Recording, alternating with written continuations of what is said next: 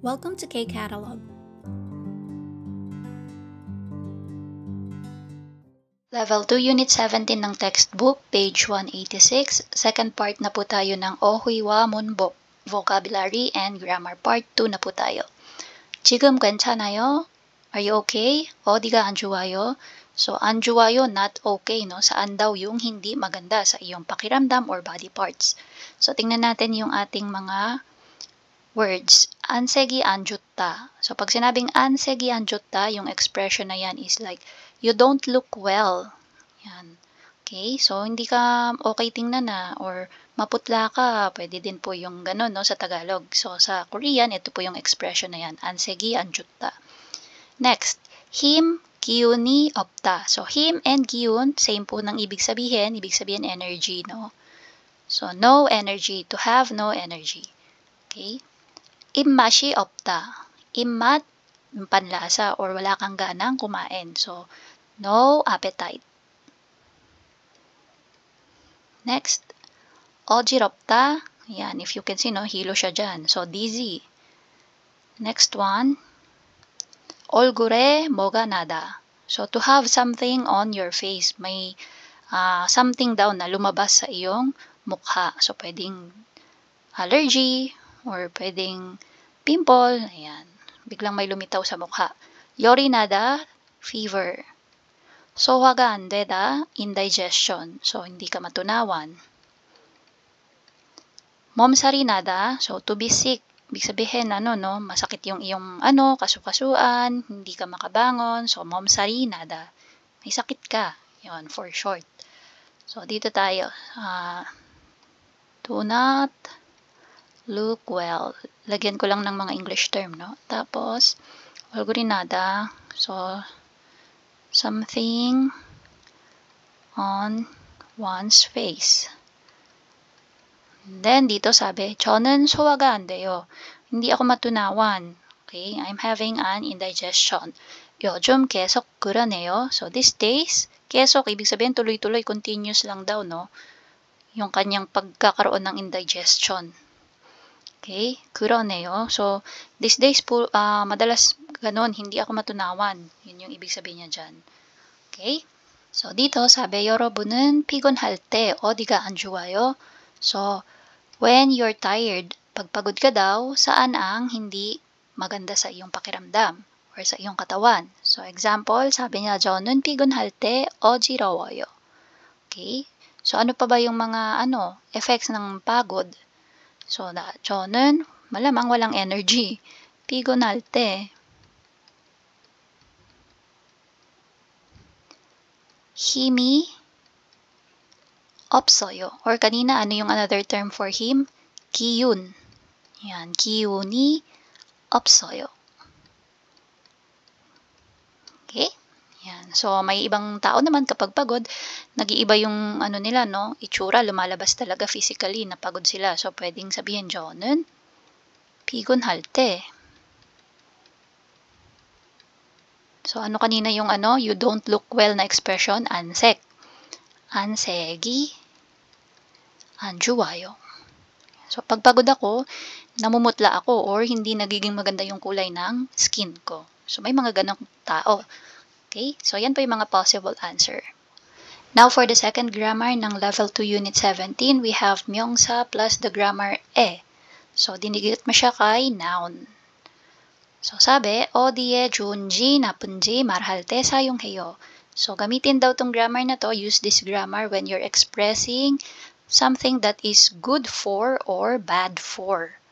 Okay? So, sa English, pwede nating associate yung, sabi niya kasi, 좋은지, 나쁜지, good or bad. So, good for, tapos kung saan siya good, and then pwede ding bad for.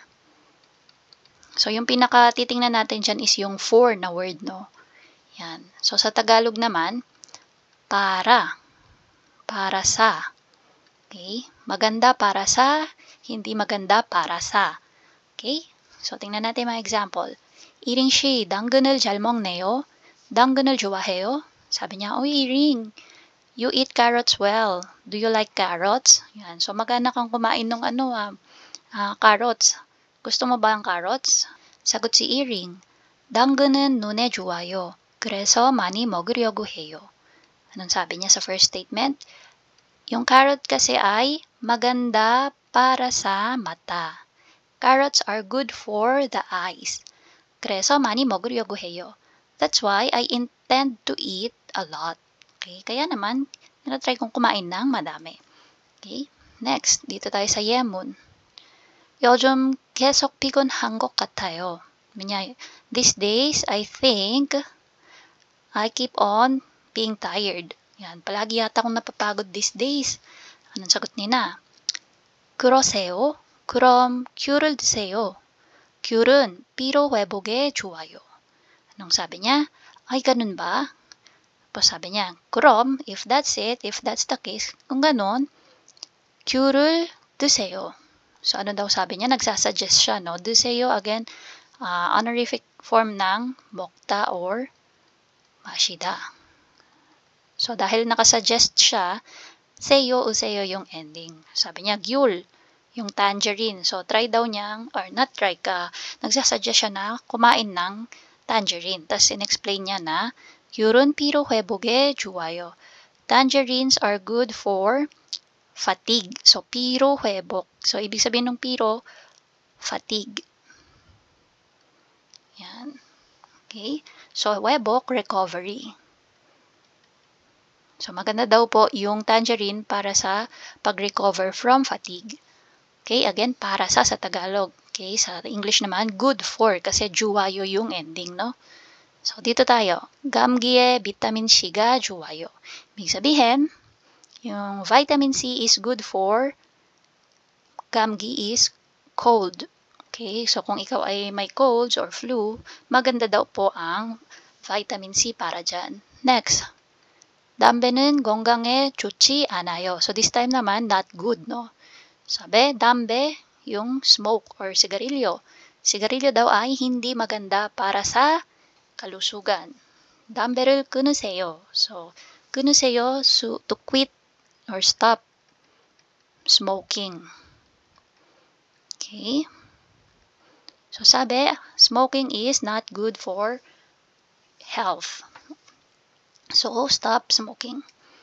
So, yung ating rule, simple lang, as in, dadagdag mo lang siya dun sa noun. So, nun, nune. May batchim or wala, it doesn't matter. So, just simply add Okay? Tapos, may tip tayo dito sa baba. Sabi, 명, 이 사람이면 사람에게를 사용해요. So, paano yon? Kung halimbawa daw po yung iyong noun ay tao. Okay? So, kasi yung mga nabanggit na noun dito, if mapapansin nyo, ay puro bagay. Nun, mata. Ano pa? 회복, recovery, noun pa rin yan. 건강, recovery, ay not recovery, health. So, bagay pa rin yan. Paano daw kung yung noun mo ay tao? Okay? So, halimbawa, sabihin mo, maganda para kay Angela. Okay? Na magkaroon ng maraming tulog kasi pagod siya lagi. So, instead na daw yung idudugtong mo, ang idudugtong mo ay ege. Okay? So, halimbawa, yung usulat ko ulit, no? Yung 명사 mo ay saram, tao. Okay? So, instead na you add ege. So, gawa tayo ng isang example na sentence. To have enough sleep is good for Angela. Okay? Magkaroon ng tamang oras ng pagtulog para kay Angela ay maganda. So, sabi natin, 충분히, so, 충분히, no, enough. 자는 것은, tapos para kay Angela. Angela에게 좋아요. Yan. So, anong ibig sabihin ulit niyan? Yung pagkakaroon ng enough time of sleep or enough sleep ay maganda para kay Angela. Okay? Again, no, yun lang po yung sinabi sa tip natin. Kapag halimbawa, nangyari na ang iyong noun ay tao, instead na you will say ege. So, sa Tagalog, instead na para sa, hindi naman natin nasabing para sa Angela yan. Di ba? You say, para kay Angela. Okay? So, yan po yung ating 명사 plus grammar. Try natin siyang application ng 명사 plus Again, yung e po na ito ay hindi siya time marker, hindi rin siya place marker. Ito po yung e na when you're trying to express something is good for or something is bad for. Okay, sa Tagalog, para sa, maganda para sa, or masama para sa. Pag nagkataon na yung iyong noun or myeongsa ay tao, yung sinasabi mo or subject mo ay tao, instead na ang sasabihin mo is ege. So, sa Tagalog, yung para sa magiging para kay. Okay, kasi nga tao na siya, no? Okay. Tingnan natin yung example natin. Sabi sa instruction, da음은 어디에 좋을까요? 어디에 안 좋을까요? So, yung mga sumusunod daw po, yan, saan siya maganda, para saan siya maganda, and para saan naman siya hindi maganda. Example, we have sagwa as our noun, and we have sowa, digestion. And naka-circle po siya, ibig sabihin, good. Okay, tingnan natin yung nangyaring statement. sagwa는 소화에 좋아요. So, si sagwa, dinagdagan ng un or niyon, not niyon, un or nun na topic particle. So, since wala siyang batchim, nun yung dinugtong sa kanya. sagwa는. And then, sowa, dun na in-apply si tapos, dahil naka-circle siya, good, so 좋아요 yung ending. sagwa는 소화에 좋아요. Ibig sabihin, yung mansanas ay maganda para sa digestion. Okay? So, apple is good for digestion. Try natin number 1. Yung noun natin, 충분한 잠. So, enough sleep. Magiging 충분한 잠. May batchim tayo, so we will add un. Topic particle. So, 충분한 잠은, then 피부, magiging 피부에, tapos dahil naka-circle siya, good, 좋아요. Number 2, 따뜻한 차. So, 따뜻한 차, walang batchim. So, magiging 따뜻한 차는, okay, 따뜻한 차는, then 감기에 좋아요. Circle. Okay. Last, ito, naka-X siya, no, yung number 3. So, ibig sabihin, bad. So, number 3, 찬 음식. So, 찬 음식은, may batchim na giyok, kaya un, topic particle. 건강에, tapos, 안 좋아요. Or, pwedeng napayo. Okay, so, pwedeng 안 좋아요, pwedeng napayo. Yan. Sige. So, ano ulit yung ibig sabihin ng number 1? 충분한 잠은 피부에 좋아요. Enough sleep is good for the skin. So, nakakaganda, maganda daw para sa balat ang enough na oras ng pagtulog. Number 2, 따뜻한 차는 감기에 좋아요. So, yung mainit daw po na tsaa ay maganda para sa cold. Okay, sipon or cold. So, dito sa number 2, 여러분은 건강을 위해서 자주 먹는 음식이 있어요? So, ikaw daw, para sa iyong kalusugan, meron ka bang madalas na kinakaing pagkain? 그 음식은 어디에 좋아요? So, that food, saan daw siya, para saan siya maganda? Example, 저는 아침마다 사과를 하나 먹어요. Sabi niya, every morning ay kumakain ako ng isang mansanas. 사과는 피부에도 좋고 소화에도 좋거든요. So, dalawa yung nagamit niya na grammar. So, yung do, go, do, at saka yung 거든요. So, anyway, sabi niya dyan, yung mansanas ay maganda para sa balat at maganda din para sa digestion. So, 거든요, again, stating a fact or reason. Bakit niya nasabi yung first statement. Okay? So, yan yung maganda sa sa course nito ni KIIP. Parang ina-apply niya yung mga na-discuss na grammar before. Kumbaga, from time to time, lumalabas yung mga na-discuss na grammar sa previous lesson para hindi siya nakakalimutan. Okay? So, gawa tayo ng sagot natin dito. Sabihin ko, 저는 자기 전에 따뜻한 카모마일 차를 마셔요. Okay? And then, gayahin natin yung format niya dito. So, chamomile 차는. Chamomile 차는. Tapos, saan siya maganda? Sinabi ko kanina, for digestion.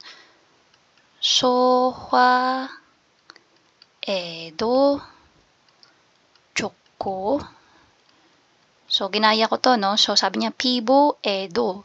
So, dito, 소화, tapos edo, 좋고, tas maghahanap pa tayo ng isang benefit. So, yun nga, no? Para sa maayos na pagtulog. Okay? Or better sleep. 숙면. So, yung 숙면 po is deep sleep. 숙면 에도 좋아요. Or, gayahin natin yung 좋거든. Ayan, 좋거든요. So, we are stating a fact na nakakatulong si chamomile tea sa digestion and sa mahimbing na pagtulog. So, again, sabi ko, 저는 자기 전에 따뜻한 chamomile 차를 마셔요. chamomile 차는 소화에도 좋고 숙면에도 좋거든요. Okay? So, ibig sabihin, ako, bago matulog, umiinom ako ng mainit na chamomile tea. Yung chamomile tea ay maganda sa digestion or maganda para sa digestion at maganda rin para sa mahimbing na pagtulog. And that's it. If you find this video helpful, please hit the like, share, and subscribe button. So I still hope to see you in the upcoming videos, and again, thanks for watching.